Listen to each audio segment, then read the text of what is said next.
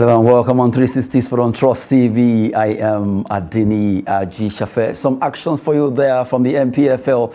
Nasarawa United versus Aqua United, giving you that particular glimpse of MPFL. It's really getting better when it comes to football in Nigeria. We just have to accept that. Little by little, we'll get there. Now, welcome you once again. Right now, we'll be riding with stories trending in the world of sports, starting with from the home scene, where we talk about our teams now taking flight. At least one way or the other is getting better. After first 20 teams, 3 right now, they've started taking flights. The first story says MPFL, Remo Stars, Bende Insurance, and Shooting Stars take flight to away fixtures. That's the first story we'll be looking at with Olawale Peters. Good to have you. Good morning, Adeni. It's my pleasure being here. What a good way to start. It's made in Nigeria, not Premier League. Seriously. Our own Nigerian Premier Football League. You can see the clarity, you can see the picture. So I think if we continue with the way we started this season, we have a lot. I mean, we have hope and future that it will be well in the country. So a good one. A good one. Now, looking at that particular story with our boys right now, because we see that most of them travel by road from El Kanemi, Maiduguri to Ogun State, Ikene, from Bende Insurance, Benin City, you go to Kaduna to go and play match on the road, which we know what is at stake. But right now, at least out of 23, it means little by little the wind of change will actually blow around. Who knows? Definitely, that has started, and the 3 years later, the Shooting Stars, they already left Lagos via airpeace. So this time around by flight to where they are playing their next match. And the reason why we have this abridged league is to be sure that most of the players, most of the clubs that they don't have the money to finance their teams, they'll be able to manage their resources. Reason being, they have to put them in a cluster of where they can easily reach. For example, now if you are in Ogun State and you are playing, if your home ground is in Ibadan, from Lagos to like Remo Star to Ibadan, it's not far. You don't need to take a flight. If you are in Kwara, also Kwara United to Ibadan is not far. So it's a very good thing to see happening in the country. Maybe as time goes on, when there are other regulation of policy in the Nigerian Premier Football League to say that, oh, okay, for you to even have a club, this is the amount of money that you must have. Just like we have in the banking industry, that for you to have a license to own a bank, you must have a certain amount of money deposited with the CBN. So probably if you get to that stage in this country also, that before you can run a club, this is the amount of money that you must put with the Nigerian. Should they put the money with Nigerian Football Federation? Either the bank or whatever it is. Or with the Minister of Finance, because you know what, NFF, rats, snake, or monkey can swallow it. Oh my goodness. So they should just find a way to put the money in a secure place so that if they are in time of crisis, they'll be able to go in there and take the money for the welfare of their players. I think it's a very good way to start the way we started the season. You can see nobody is complaining. Nobody's complaining. The proximity from their hometown to where they are playing is not that far, unlike when you have a club moving from Lagos to Maiduguri, from Maiduguri going to Port Harcourt. We don't have that again. I think it's a very good development. If other clubs can actually at least follow the suit that Shooting Stars, Remo Stars, and also Bende Insurance have actually started right now, it will go a long way for our footballers to have at least enough rest before they play their next match. Playing on Sunday, you enter the road to play on Wednesday from a journey of 2-3 days. It doesn't go well. But right now, Shooting Stars, Remo, Bende Insurance are right now heralding that particular movement that sees the wind of change blowing in the MPFL. Hopefully, other teams will actually take suits to follow them and we'll begin to see them flying to those faraway matches. And now from there, let's talk about African Nations Championship, only called CHAN, where 4 teams right now will be fighting for honor in the, talking about the semi-finals. We have Niger Republic, we have Senegal, not forgetting Madagascar, and also Algeria, the host nation. Algeria, Niger, Senegal, Madagascar. Niger beat Ghana to qualify for this semi-final for the first time. Algeria also, they've qualified. Senegal right now, they are also hoping that they can do it. But Madagascar actually surprised everyone. So it means Niger, Madagascar, even though they look like the minnows there, but they are not. The wind of change also. Yes, it's happening here. So nobody believed that in Madagascar that has Ghana in their group will top the group, and in Niger that has Cameroon in their group will top their group. That means both Madagascar defeated Ghana and Niger defeated Cameroon to top their groups. That shows that there's no, when it comes to football, there is nobody that you can say, oh, you're a pushover. I can win you before the match. And we are talking about their own base this time around. So that means that they are already developing their own base players that will see the future for their own national team. And that is what we are lacking here. We did not qualify because we did not deserve to qualify because we didn't win all our matches. Look at Algeria. They've been dominating Africa. Either they play in the semi-final, or they play in the final, or they are playing at the World Cup also. So we are talking about their own base player. Look at what they have done also. They are playing in the semi-final. Look at the Senegalese team. For the past 8 years now, they've been dominating Africa, playing at the final, winning the competition, playing at the World Cup. We are talking about their own national team. Now look at their own base also. Look at what they have achieved also. So that is why I think we have a lot to do. Like we said earlier on the program, we've started a very good way with the Nigerian Professional Football League. However, if the CAF or each country can look more into the player we are using for the CHAN, because now they are more like the future. Like let me talk about Nigerian Super Eagles, for example. These players are supposed to be the future of the Super Eagles, and most of the players that we have playing our NPFL now or NNL or what have you, they are both 30 thereabout. That is why you see them. They will get a club outside the country. After 1 or 2 years, we'll not hear about them again. If you can, prune down the age. So let's say 23 years. 23 downward. Downward. That for you to play at the CHAN, you have to be 23 years. That will now attract the scout that will be coming to watch the competition. That, oh, okay, these are 23, 22, 20 years old. They have a future. You can see a club coming in to pick them because they have that future. Then the Super Eagles also, they have a future because they can use that the player for more than 3, 4, 5 years. I think we have to start looking into that. But going with a player that is 30, 33, 34 years old, what do we have again? What do we have again? I think it's something that the CAF or each country, I'm talking about Super Eagles this time around, Nigerian, we should look into that. If you want to play the CHAN competition, you should look at those players playing at the NPFL or any of our local leagues that are between 28 years and below, so that you can know that, okay, we are building the future of the Super Eagles from there. A good one there. Now, looking at the fact that from the way it is, 4 nations will be fighting for honors today in the semi-final of CHAN, African National Championship, Algeria versus Niger. Algeria, they are the hosts right now. Senegal versus Madagascar. The two teams really, they've shown like million stars, are doing well by surprising everyone at this particular competition. Well, from the way it is, let's see who will triumph tonight between those 4 nations fighting for honors there. And it would be nice to have all these players pegged down from 23 years downward, according to Olawale Peters, to at least have a future for African football development when it comes to Africa. Now we move away from there. Let's talk about West Ham United. They were able to, they won their game. Looking at the FA Cup 4th round, West Ham set up clash against Manchester United by beating Derby County in their fixture there. Good one for West Ham, but it's still not over. They also face Man United. Now they are playing the real derby. The Derby County the one they play was not the derby. It's not the derby. It's not that they are playing the real derby my goodness. Against Manchester United. It's going to be an interesting match, and that's the 5th round, which is also called as the round of 16 before they move to the quarterfinal, semi-finals, who will play in the final. I think the West Ham, they are trying to get their rhythm now because the last match they played also the Premier League they won. So it's like the players and the coach, they are getting what they've lost before, because we know West Ham, we knew what they did last 2 seasons. Even last season we know what they did, both at EPL and Europe. But this time around it's like they are just diving, but it's not over until it's over. They've played only 19 matches. They still have about 19 matches to play before the end of the season. So this win also, it's like a morale booster for them that, oh, okay, we are getting it right. We've won back-to-back, both Premier League and the FA Cup. So meeting Manchester United will be another interesting match to play, to watch, and to see who will take the day. And then see David Moyes against his former club.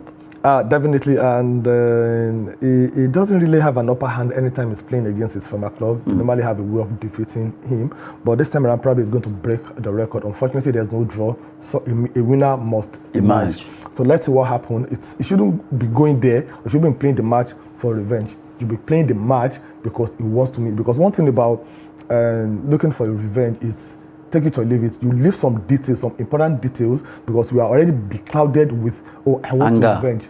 Anger. That, oh, I was there last time, I was defeated. No, go back to the clip of the reason why you were defeated.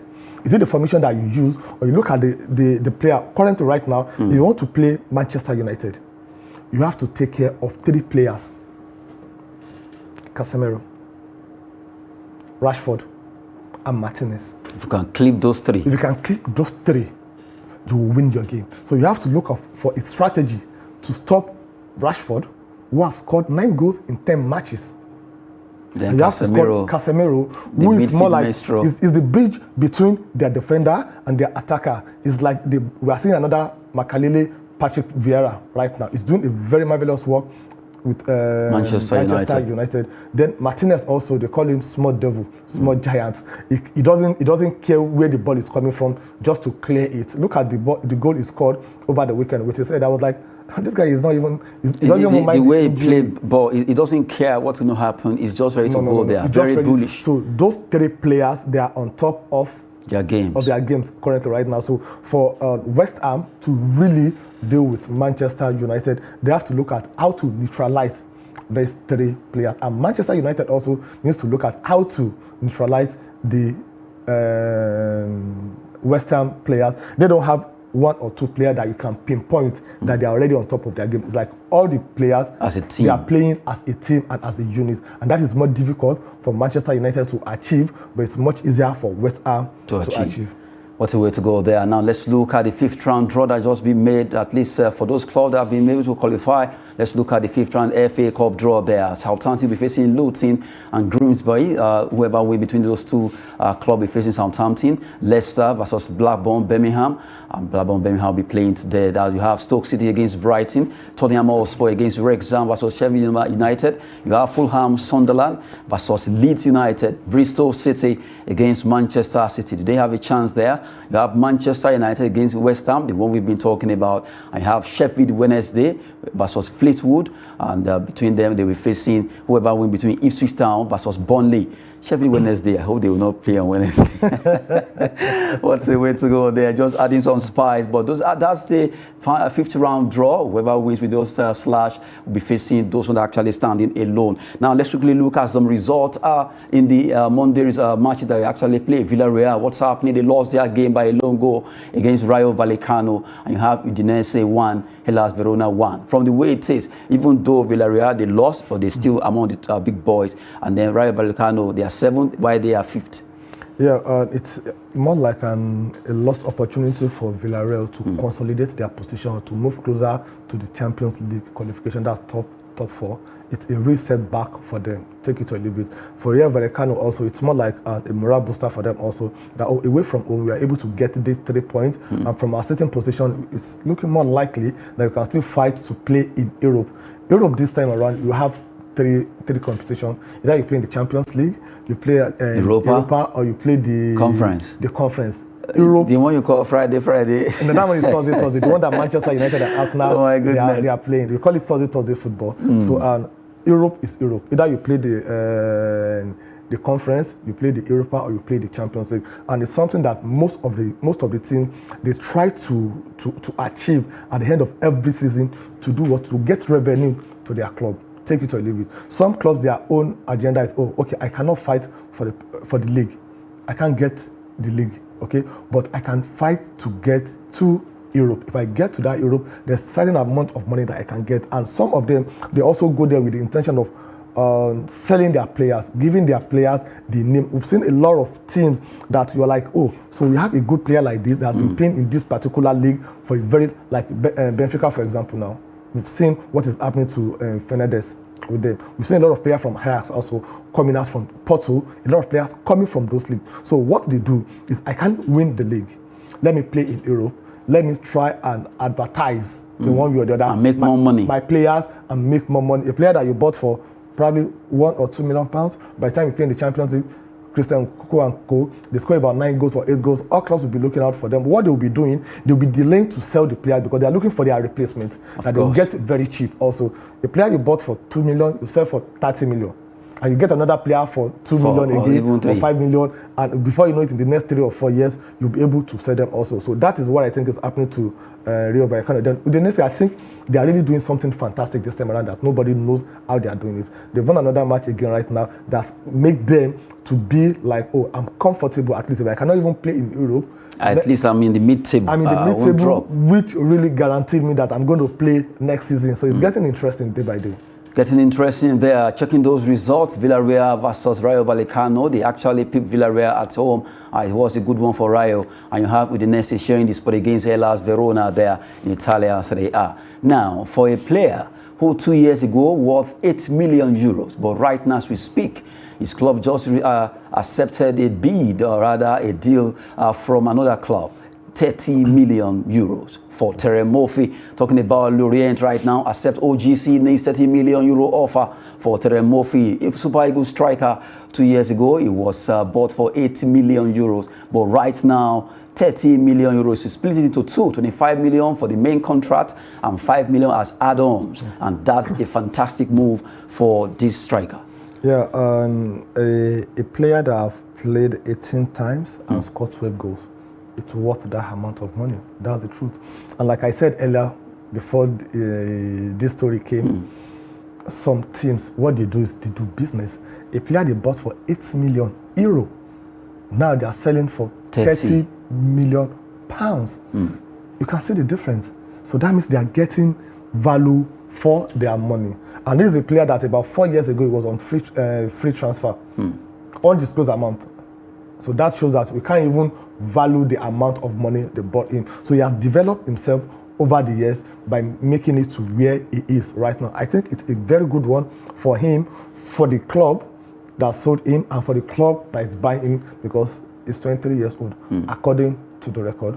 That is 23 years old. That means he have future ahead of him. A very good one. A very good deal. A good move. His club wanted him to move to Olympique Marseille, but he actually he preferred the southern France, that is to OGC Nice. Yeah. And I'm sure he knows why he wants to move to OGC Nice. Yes, and he has a reason for wanting to go to OGC Nice, because players at times they look at how to adapt to a new club, a new city, a new weather. So based on that, they also be given that opportunity. We have about 3 or 4 choices. Like some players right now, if you tell them to go to Premier League and they have option of playing in Serie A or La Liga, they will prefer to go to Serie A or La Liga for one reason, because of the tax. Each players in Premier League, they pay between 20 to 45% of whatever their annual weekly wages are to the tax authority there. But while in Serie A and La Liga, it's lesser than that. And some player will look at it, no, for visibility, for media attention, I have to go to the Premier League. So you have to look at the one that suits you most, that you believe you do very well. So I think it's a very nice one for him. Where he's going to also, OGC is not a pushover team. They play in the Champions League, they play in the Europa. So in one way or the other, who knows, probably Real Madrid or Barcelona or Bayern Munich will be coming next for him. The same thing, I remember when Ademola Lookman was in, he was actually from Leipzig, this, that, but right now at Atalanta, look at the way he's scoring, and attention, his valuation will be rising. Definitely. It's the same thing with Osimhen alongside the Terem Moffi. 3 of them have really been on fire this season when it comes to football in Europe. They've done well. Terem Moffi has actually scored 12 goals from 18, and you have to appreciate the fact that he has done well, really.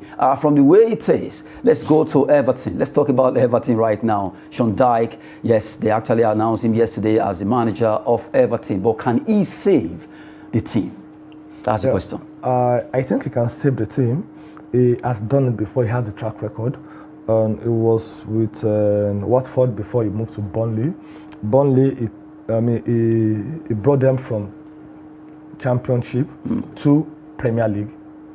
After 2 years, they got relegated again, back to Championship, and he brought them back to Premier League. In fact, in 2014, they ended the season at the 6th or 7th position, and they played Europe qualification, the best and the first in the history. He spent 9 years with them, and he has done a lot of work for them.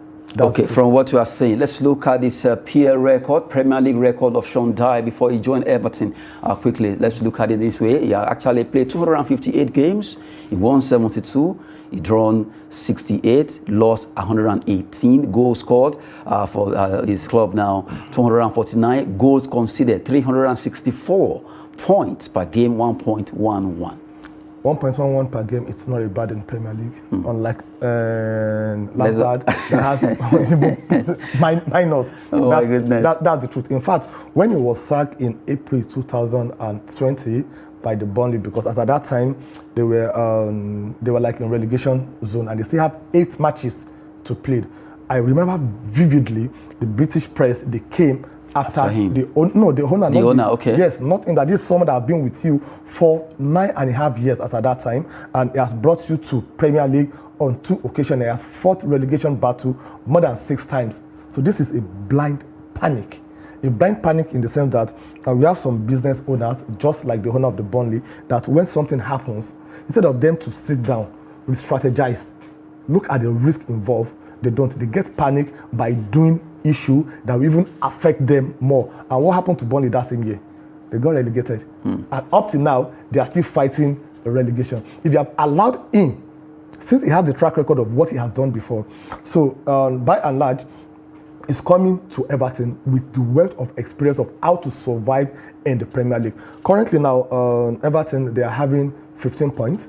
And statistically, for Everton or for any team to remain in Premier League, you must have or earn 35 points.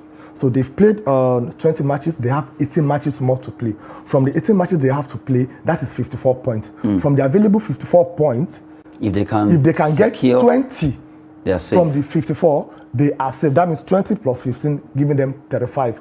What will determine that? Their next match against Arsenal will determine that. Their next match after Arsenal is Liverpool. Two tough matches for him to prove himself. And he's known for one thing, he's a draw master. When he's playing the top team, he gets draw. He finds a way. He's very defensive minded. I think it's a very good one for the Everton. Then the chairman of the Everton, also the owner of the Everton, Fahad Mushir, he really, really needs to look at what does he really want. This is their 7th coach in 7 years that he bought the club. No one has ever stayed 2 seasons at that club. Yes, 7 coaches in 7 years. No, you have to give them a long-term opportunity to really prove themselves. You can't have the like of Rafael Benitez, Carlo Ancelotti, Koeman, all of them. Sam Allardyce, Silva. They've been there. You can't tell me that they don't know what they are doing, but it is you that you are impatient. And when you're talking about success, you have to be patient. Ask Arsenal, they will tell you that it has been over 20 years they won Premier League last. Now they are at the verge of winning it. That's what they call patience.